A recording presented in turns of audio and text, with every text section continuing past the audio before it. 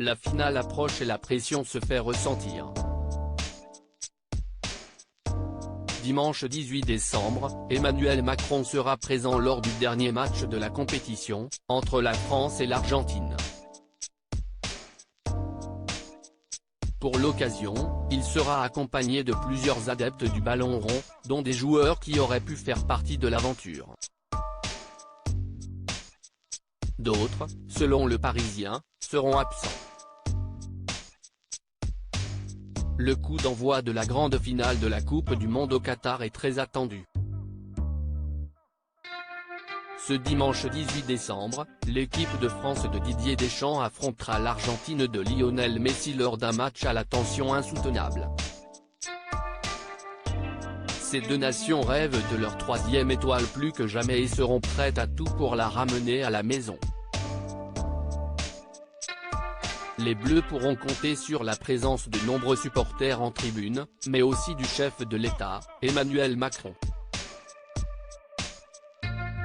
Chose promise, chose due, ce dernier a récemment fait un aller-retour à Doha pour assister à la victoire de la France face au Maroc. Et ce dimanche, le président de la République fera à nouveau le déplacement. Emmanuel Macron prendra place dans les tribunes du stade de Lusail pour supporter les Bleus face aux Argentins, comme il avait pu le faire en 2018, en Russie. En espérant que le sort soit de nouveau favorable pour nos joueurs. Cependant, le président ne viendra pas seul et sera entouré d'autres membres de l'équipe de France pour l'occasion.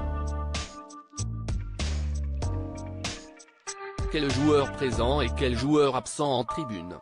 Selon une information du Parisien, la première dame, Brigitte Macron, absente pour la demi-finale, sera cette fois-ci au rendez-vous aux côtés de son époux. La ministre des Sports, Amélie Oudéa-Castéra, sera, elle aussi, au sein des tribunes pour accompagner le président de la République. Enfin, forfait peu de temps avant la compétition, Presnel Kimpembe, Paul Pogba, et N'Golo Kanté feront partie de cette délégation présidentielle.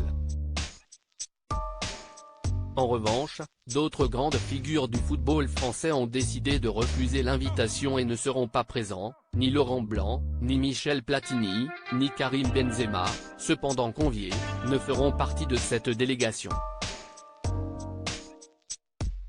Toujours selon Le Parisien, l'avion présidentiel doit décoller ce samedi 17 décembre dans l'après-midi. Les invités passeront donc une nuit au Qatar avant cet événement à la fois tant attendu et tant redouté.